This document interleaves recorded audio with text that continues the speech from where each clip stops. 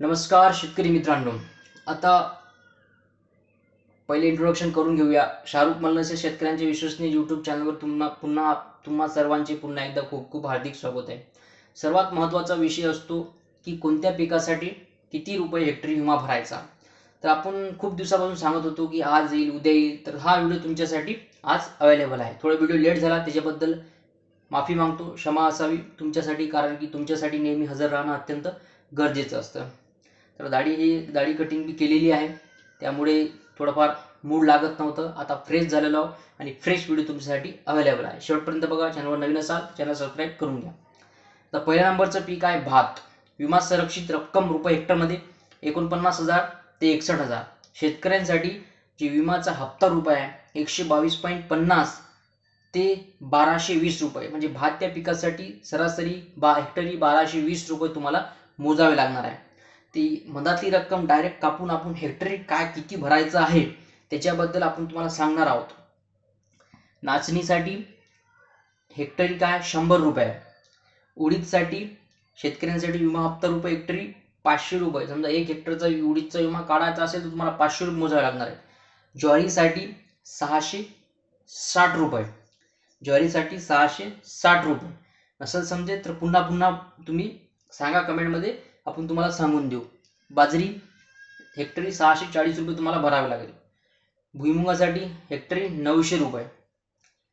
सोयाबीनसाठी 1160 रुपये किमान तुम्हाला भरावे लागणार आहे. 1 हेक्टर सोयाबीन जर पीक विमा काढायचा असेल सोयाबीनचा, जास्तीत जास्त शेतकरी सोयाबीनच्या विम्यावर जास्त त्यांचा वजन असतो, कारण की कापसासाठी जास्त पैसे मोजावे लागतात. सोयाबीनचा विमा खूप लोक काढतात. तर सोयाबीनला 1160 रुपये. पुन्हा एकदा ऐकून घ्या, सोयाबीनला 1160 रुपये तुम्हाला भरावे लागणार आहे.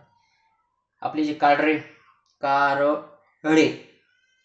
जे कडू असतात त्याच्यासाठी फक्त 50 रुपये आहे. मूग 560 रुपये. उडीद आणि मूग जवळपास सारखंच असते. उडीद 500 रुपये, मूग 560 रुपये. खूप लोक आमच्या इकडचे सोयाबीन कापसावाले हे कमी आहे म्हणून खूप जास्त विमा काढतात उडीद, मूग आणि तुरीचा. तर त्यांनी कोणता विमा काढा कोणता नाही काढा याच्यासाठी तुम्ही आपल्या चॅनलवर नेहमी भेट देत चला, जेणेकरून तुम्हाला अपडेट मिळत राहतील की कशा प्रकारे विमा काढायचा. कापसासाठी 1800 रुपये. सर्वात महत्त्वाचं पीक जे आहे कापूस, लांब धागा मध्यम धागा जे कोणता धागा असो, तुमच्या वावरात लांब धागा येवो हीच ईश्वरचरणी प्रार्थना करतो. कापसाचं जे आहे ते 1800 रुपये हेक्टरी तुम्हाला भरावे लागणार आहे.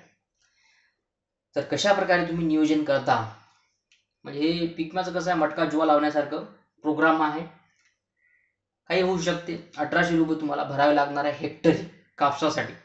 मका 720 रुपये. कांदा 3400 रुपये. तिळासाठी 67.50. ते अमाऊंट दिलेलं नाही आहे त्यांनी, जे अमाऊंट डायरेक्ट असते. कांद्यासाठी 3400 रुपये आहे. कांद्यासाठी सर्वात जास्त अमाऊंट आहे, ही गोष्ट लक्षात असू द्या. तुरीसाठी 940 रुपये. तुरीचाही खूप कमी नाही, सोयाबीनच्या जवळपासच तुरीचा सुद्धा विमा आहे.